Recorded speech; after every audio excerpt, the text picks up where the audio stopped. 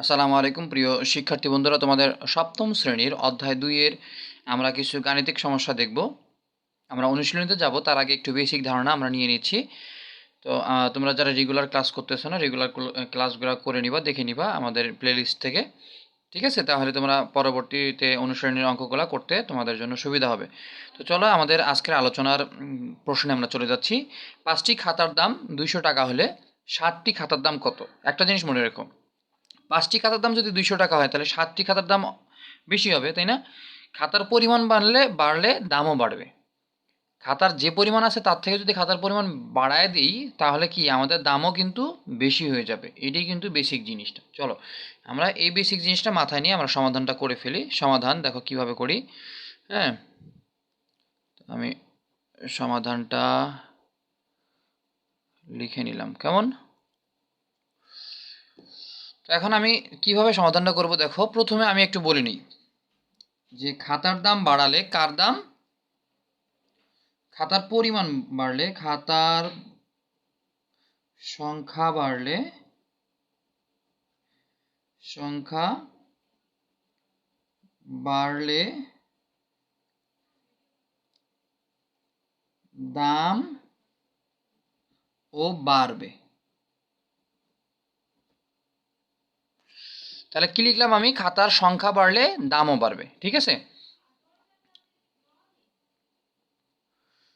তো যে জিনিসটা তোমরা মনে রাখবা যে খাতার সংখ্যা বাড়লে দামও বাড়বে, সো এই জিনিসটা আমরা মাথায় রেখে আমাদের এই অনুপাতের সাহায্যে আমরা সমস্যাটা সমাধান করব। এখন তোমরা চিন্তা করতেছো কেন অনুপাতের সাহায্যে করব, এটা তো এমনি করা যাচ্ছে না। সেরকম কিছু না, তোমাদের ক্লাস 7-এ অনুপাতের সাহায্যে করতে হবে। সো তোমরা অনুপাতের সাহায্যেই এই সমাধানগুলো করবা। বেসিক যে নিয়মগুলা, বেসিক যে ঐকিক নিয়মের অঙ্কের মতো করবা না। ঠিক আছে?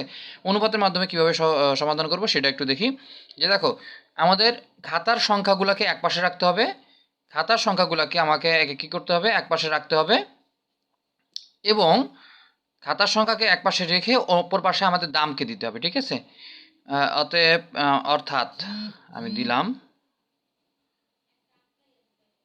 অর্থাৎ খাতার অনুপাত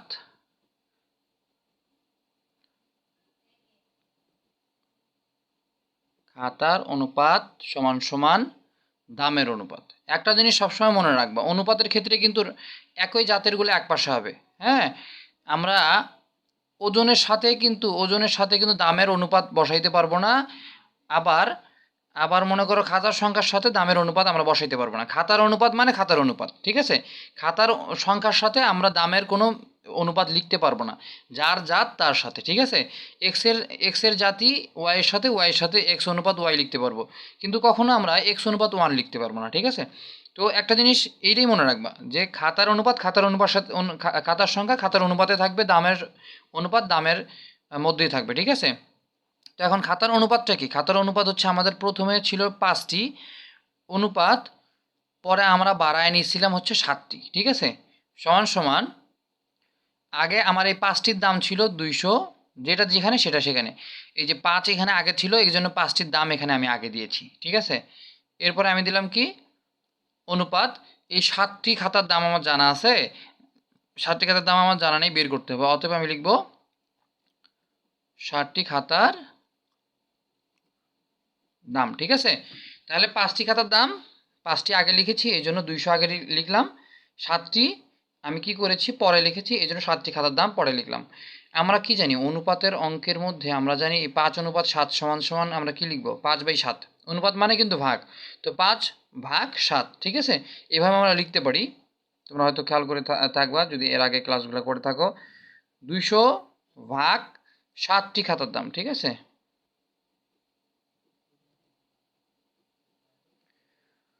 অনুপাত মানে ভাগ, অনুপাত মানে ভাগ। অনুপাত, এরকম অনুপাতকে আমরা এইভাবে লিখতে পারি। ঠিক আছে? এখন কি করব? ক্রস গুণ করব, আড়াআড়ি গুণ করব। আড়াআড়ি গুণ করতে গেলে আমরা কি করব দেখো, এই 60টি খাতার দামের সাথে 5 গুণ হবে, এবং এই 7-এর সাথে এই 200 গুণ হবে। ঠিক আছে? 5 গুণন 60টি খাতার দাম, 60টি খাতার দাম সমান সমান 200 গুণন 7। কেমন? এখন আরেকটা জিনিস, এর পরের লাইনে আমি কি করব দেখো, এই 5 এখানে কি আছে, গুণ আকারে আছে।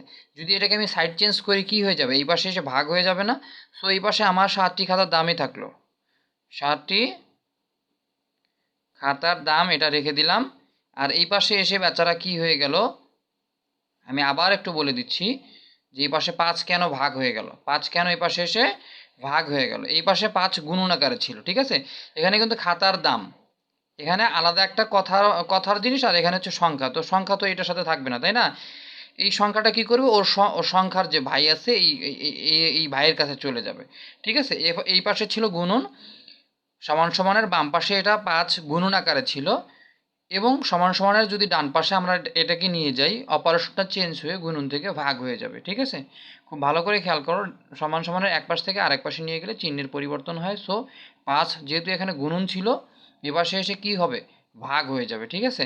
তো 5 এখানে যেহেতু ভাগ হয়ে গেল, 5কে যদি আমি 5 দিয়ে কাটি, 5 একে 5, আমি যদি 200কে 5 দিয়ে কাটি, 200কে 5 দিয়ে কাটলে কত হওয়ার কথা দেখো, 200কে 5 দিয়ে কাটলে 4 কত হয় দেখতে পাচ্ছ তোমরা, 40 হয়। 200কে যদি আমি কাটি কত হচ্ছে, 40 হচ্ছে। তো এটাই কিন্তু ছিল আমাদের সমাধানের একটা পর্যায়। এরপরে দেখো এই 40-এর সাথে আমি যদি 7 গুণ করি কত হয়, 4 সাথে 28, 4 সাথে 28, 280 টাকা। তাহলে আমি এখান থেকে কি পেলাম, ক্যালকুলেশন করে পেলাম যে 7টি খাতার দাম আমার কত হবে, 280 টাকা। এটা হচ্ছে আমাদের উত্তর। অতএব 7টি খাতার দাম 280 টাকা। ক্লিয়ার? আমি আরেকবার তোমাদের ক্লিয়ার করে দিচ্ছি যে অনুপাতের মাধ্যমে দাম নির্ণয় করতে গেলে, অনুপাতের মাধ্যমে কোনো অঙ্ক করতে গেলে আমাদের একই জাতীয় অনুপাতগুলো এক পাশে রাখতে হয়। খাতার অনুপাত এক পাশে রাখলাম, দামের অনুপাত এক পাশে, ঠিক আছে। খাতা কি কি, 5টি এবং 60টি, ঠিক আছে। একই জাতের জিনিস এক পাশে রেখে দিলাম, 5:7। এবং দামের অনুপাত এক পাশে থাকবে, একই জাতের অনুপাত 200:60টি খাতার দাম, ঠিক আছে। 60টি খাতার দাম আমাদের জানা ছিল না, এই জন্য আমি কী করলাম, 60টি খাতার দাম লিখে দিলাম। এখন 5:7কে আমরা লিখতে পারি 5/7 সমান সমান 200:60টি খাতার দামকে আমি লিখতে পারি 200/60টি খাতার দাম। ক্লিয়ার? এখন কি করব দেখো, আর ক্রস গুণ করব, এইটার সাথে এটা গুণ করব, এটার সাথে এটা গুণ করব, সমান সমানের দুই পাশে 5 গুণ 60টি খাতার দাম সমান সমান 200 × 7। এখন কি করব দেখো, এই 5টা এই পাশে গুণন আকারে ছিল, এটাকে আমি কি করব, এই এই এই পাশে নিয়ে আসবো, ঠিক আছে। এই পাশে নিয়ে আসার জন্য কি করলাম, এই পাশে যেহেতু গুণন ছিল, এই পাশে এসে কি হয়ে গেল, ভাগ হয়ে গেছে। 200 × 7/5 সমান সমান 280 টাকা। তাহলে আমার 60টি খাতার দাম কত বেরোলো, 280 টাকা। এটাই হচ্ছে আমাদের উত্তর। এটা হচ্ছে আমাদের উত্তর, ঠিক আছে। তো আজকে এ পর্যন্ত। পরবর্তী ক্লাসের ভিডিও দেখার জন্য আমন্ত্রণ জানিয়ে এখানেই শেষ করছি। ধন্যবাদ সবাইকে। আসসালামু আলাইকুম রহমতুল্লাহ।